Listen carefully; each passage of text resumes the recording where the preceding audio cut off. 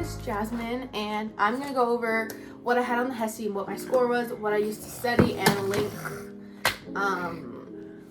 basically give you guys the answers. So I'm going to start with a little bit of backstory. I can go into another video if anybody cares, I don't know. But I ended up taking a pause from trying to get into the nursing program because the HESI was literally killing me. And so I decided to do medical assisting. So I did take the CMA. So I can, if anybody wants to know,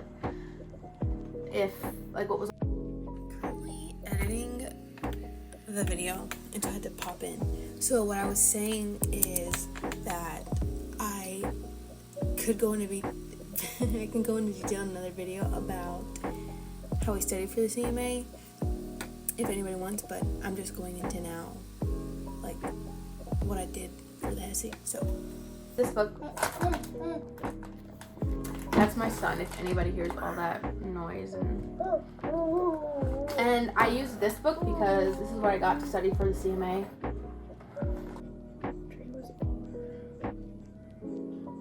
Okay, so for reference, I'm just gonna go ahead and start and whatever. Okay, so I took it 3/30/2022. I'm gonna put a picture of the score. So this is a first time I took it, maybe. I got a 70.40, and then y'all will see my sections. And then 5/10/2022, I got a 70.80. 3/20/2024, I got a 79.60, and then like 2 days ago, 4/10/2024, I got an 82. So I got an 82 on it. I'm not trying to say like I'm a 90. I got a 90, guys. No, I got an 82. Okay, but that's good for me.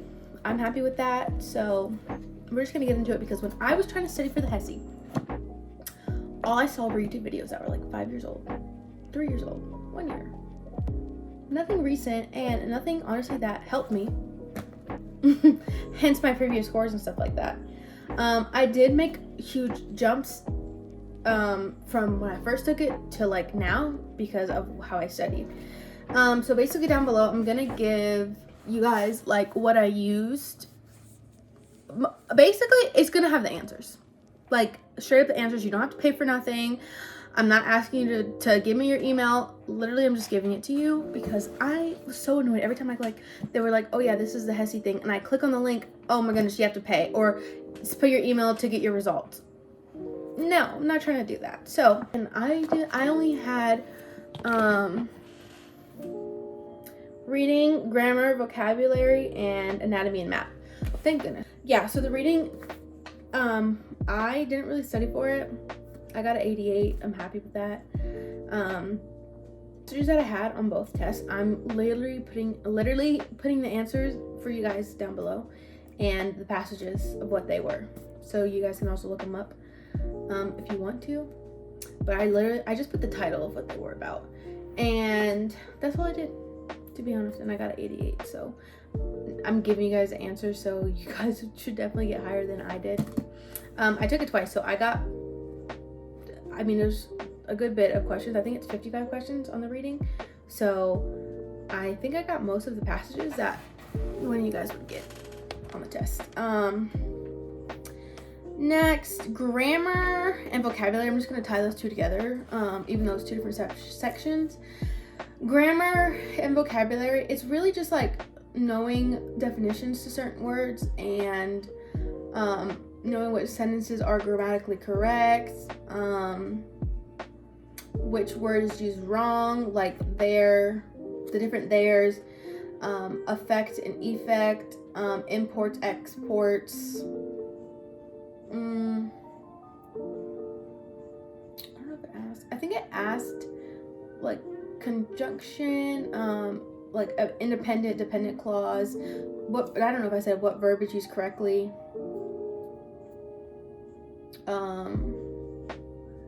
What like plural of the word is used correctly, like if you're gonna say it's, where's like the apostrophe go?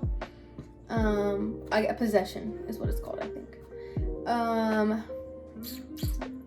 yeah, and then like knowing word definitions and like what it means. I do have it down below, like different words that I saw. For that, I just used flashcards. Like I made flashcards of words, and then I did go through and look up like examples, and I have the answers. Like some of the ones that I put down there are ones that I literally saw on the test, like the exact same ones. On vocabulary, I got a 82, and then on grammar, I got a 78. But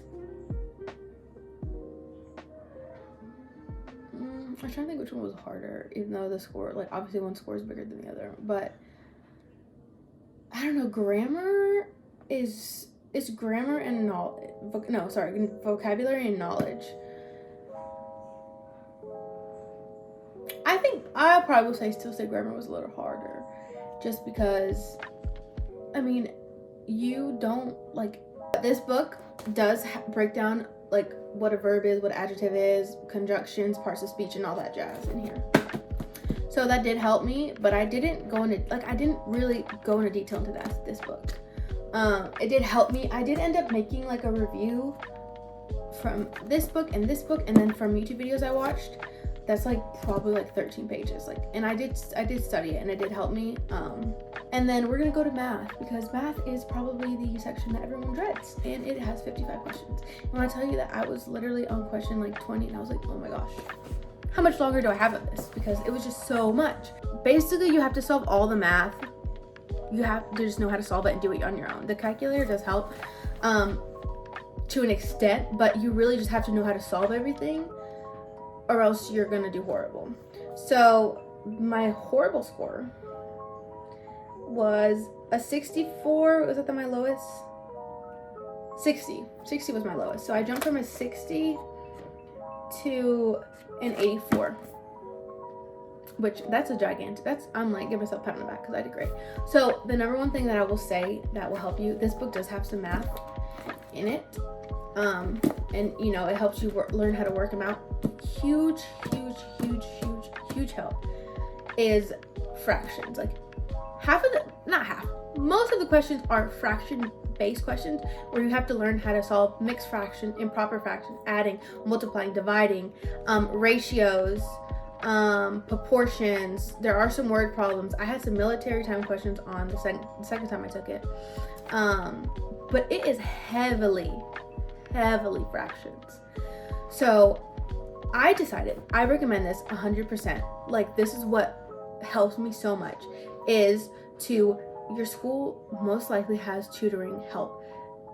The questions I have down below, and if you have like a book like this or anything that has like fraction questions, bring the questions, write down the ones that I have down below, and go there and ask them how to work it out. Yeah, you already have the answer, but you need to see how to work it out properly, so that way when you get the test, you'll know how to work out the problem. So that's what I did. I had 2 tutoring sessions at my school, and I took questions from this book, I took questions from YouTube video, I took questions from Quizlet, and I went to my tutoring and I said, look, I'm taking HESI. This is the basically the calculator that you have is what's on an iPhone, like this.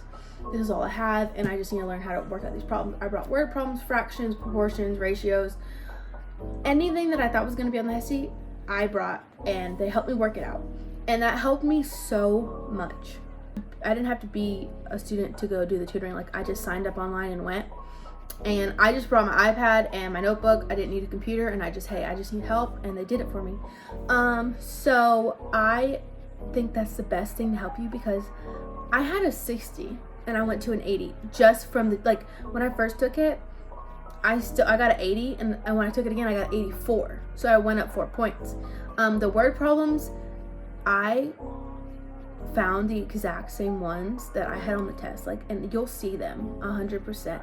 So down below I have like the word problems I had, because the fractions, maybe you might see the same ones that I did, but it's probably gonna be different numbers. And there is some that are not multiple choice. You have to put your answer in and round to the nearest whatever it says, but that helps a lot. Oh yeah, I had like questions that would be like, x, if x is 4, then what is 4x minus 12 plus whatever? what is 40% of whatever amount is going to be on there. Oh, the cat one, if there's 7 girls and they have 7 cats, how many legs are there was on there. The one about the bushels, like the farmer. I'm trying to think. Sorry, that's my son, if you guys can hear him. But that's basically the math. I'm not going to go into like super detail because I have everything down below. And then anatomy. So anatomy kicked my butt because I got a 68 and then I went up to an 80. Honest, there's only 30 questions in anatomy, and so literally the questions that I saw are down below, like on both tests. All the most of the questions that I saw, if not all, because I put Quizlets, are down below. And I also have a study guide that I made personally that helped me to like refresh my memory on just stuff that I might need to know, because it might not be so like detailed. It's gonna be pretty like generic questions. It's not gonna be super detailed like how anatomy and physiology class was. It wasn't. It was super simple. And there's only 30 questions, so that was amazing, because I was like, I could not have, if there's 55 questions, then that would have been different, but there was only 30 anatomy questions. I am just waiting to see what program I get accepted to, and then based off that, hopefully I start the program in August. But honestly, math and anatomy is probably one of the, like, I think the top hardest sections, but I have everything down below that will help you guys if you have questions, comments, whatever.